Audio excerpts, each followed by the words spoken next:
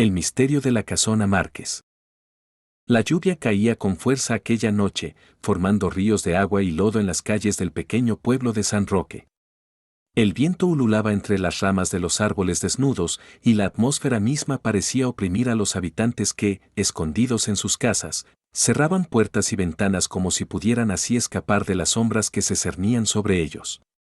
Nadie osaba mirar hacia el fondo de la colina, donde se alzaba la vieja casona Márquez, un sitio rodeado de rumores, supersticiones y oscuridad.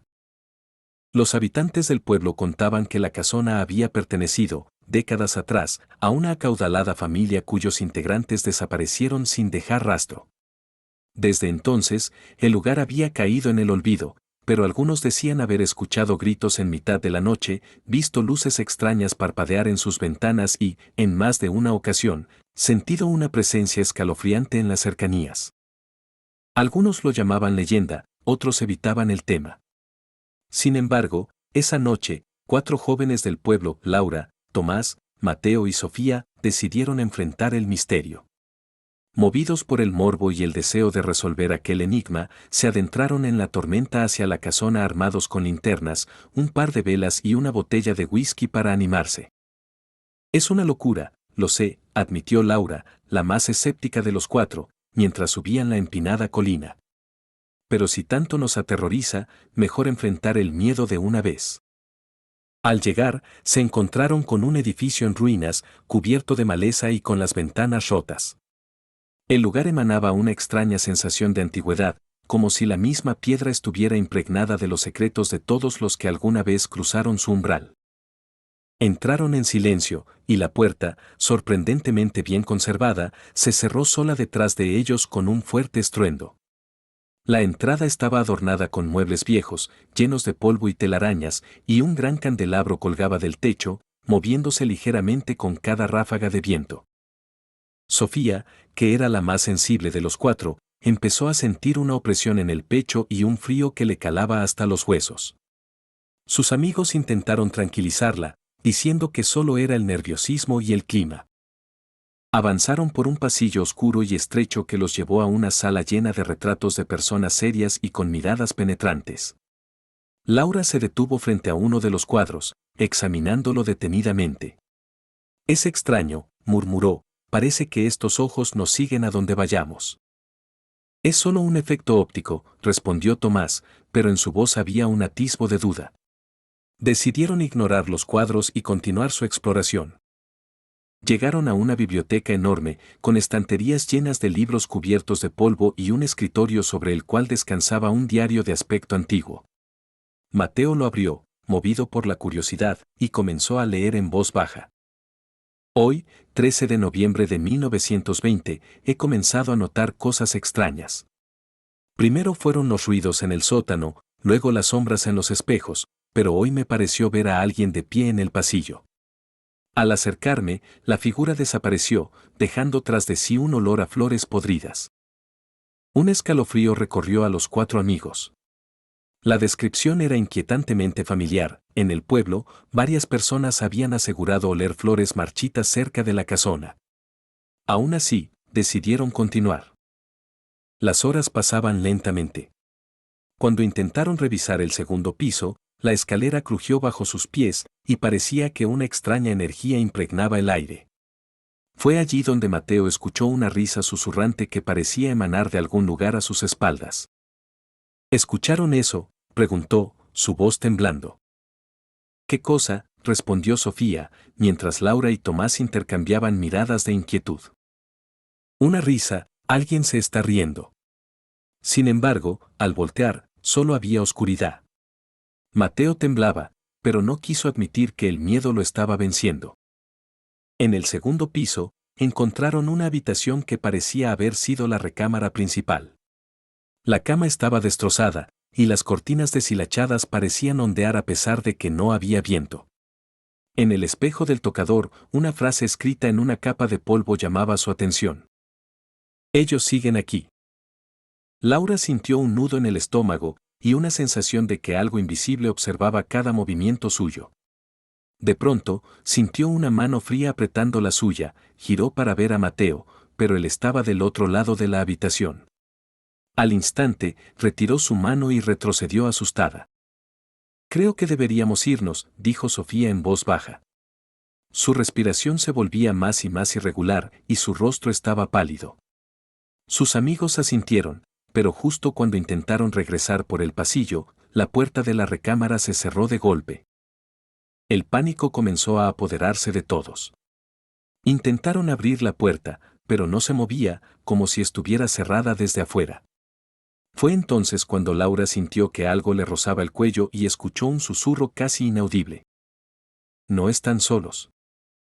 Al voltear, vio a un hombre de pie junto a la cama, vestido con ropas antiguas, su rostro estaba deformado y sus ojos eran dos abismos oscuros.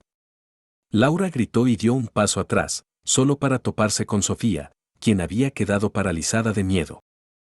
El hombre se desvaneció lentamente, pero una risa suave, como de una niña, empezó a escucharse en el cuarto, llenándolo con un eco siniestro. Desesperados, los amigos comenzaron a golpear la puerta y a gritar pidiendo ayuda, pero parecía que nadie podía escucharlos. Finalmente, la puerta se abrió con un chirrido, y salieron corriendo sin mirar atrás, sin detenerse hasta llegar a la entrada de la casona. Tomás fue el último en cruzar el umbral, pero justo cuando iba a salir, sintió que algo lo sujetaba por la pierna.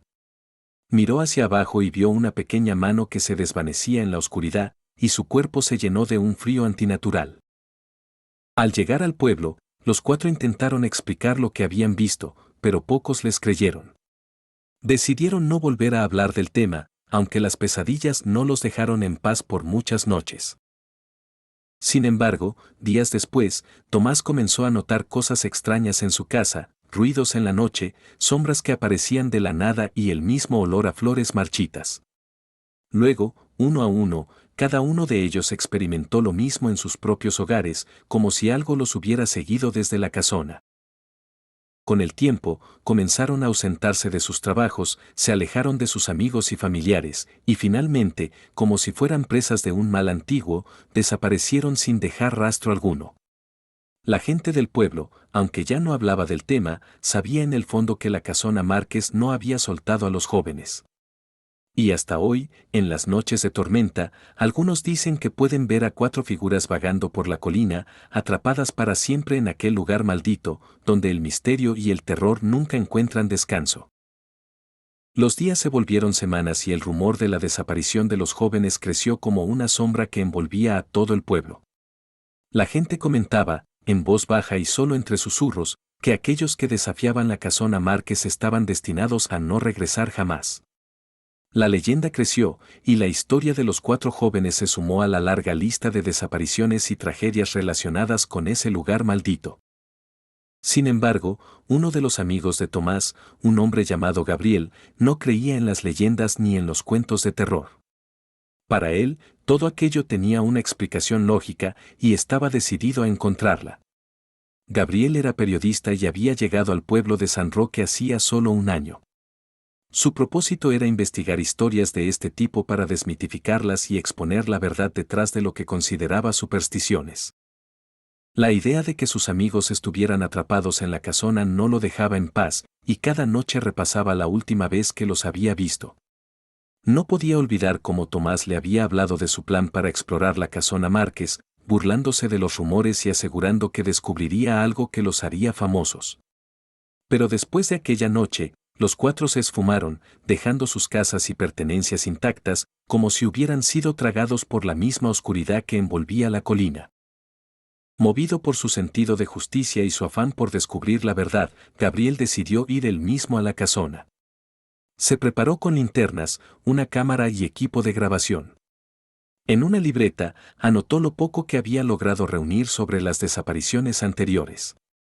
Al leer los relatos de otros desaparecidos, notó algo perturbador: casi todos los casos compartían un elemento en común. A cada persona, antes de desaparecer, la atormentaban pesadillas y un inexplicable olor a flores marchitas. Gabriel, sin embargo, no se dejó intimidar. Una noche sin luna, decidió que había llegado el momento de enfrentar la casona Márquez. La subida hacia la colina fue un desafío. Las nubes oscuras cubrían el cielo, y el sonido de las ramas al romperse bajo sus pies resonaba en el silencio. Cuando finalmente llegó a la entrada, la casona parecía una bestia dormida, esperando a su próxima presa. Su fachada, consumida por el tiempo, parecía aún más siniestra bajo la débil luz de su linterna. Antes de entrar, encendió su cámara y comenzó a grabar. Estoy aquí, en la entrada de la casona Márquez. Hoy pienso desentrañar el misterio que tantos temen enfrentar y espero hallar respuestas, no fantasmas. Empujó la puerta, que crujió con un sonido agudo que parecía gritar en el silencio de la noche.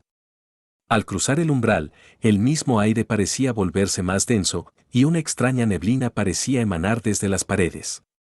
Caminó despacio, observando cada detalle.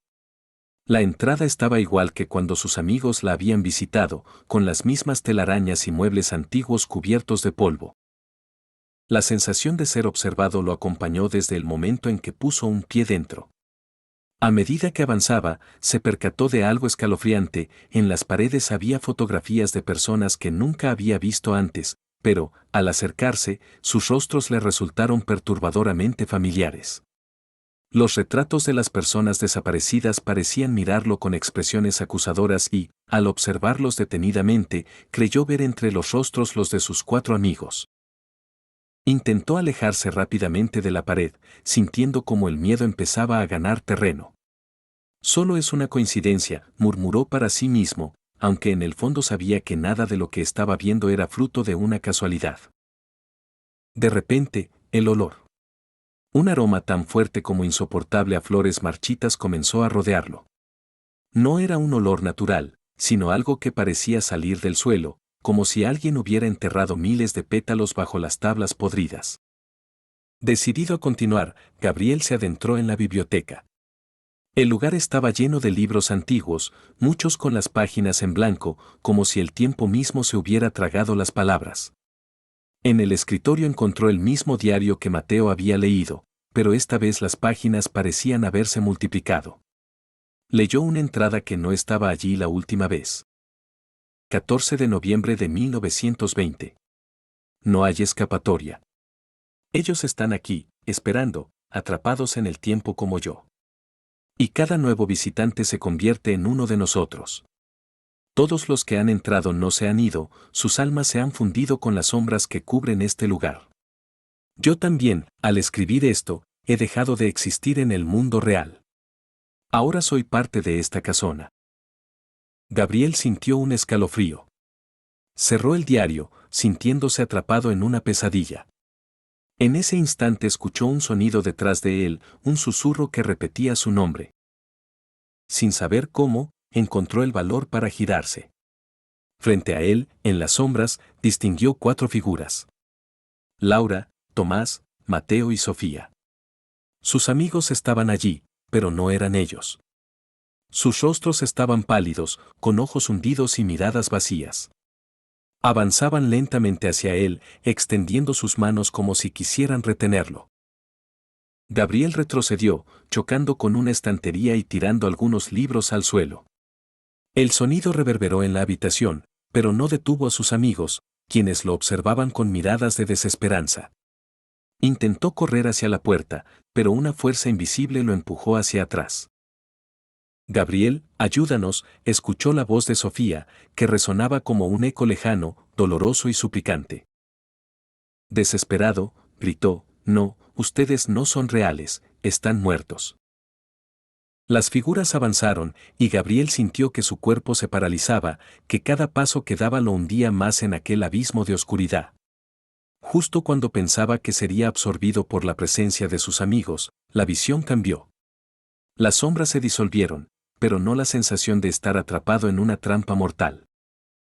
En ese instante, comprendió que la casona no era solo una casa, era una prisión para almas atrapadas.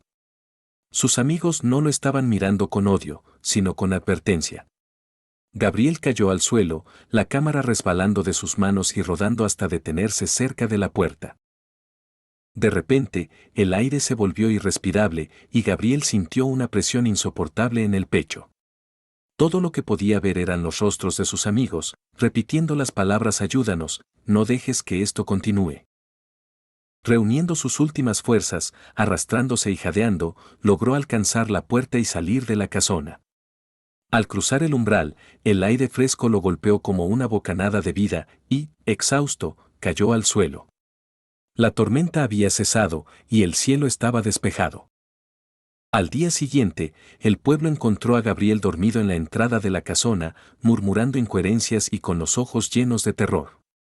La cámara había desaparecido, y él nunca pudo recordar completamente lo que sucedió en esa noche.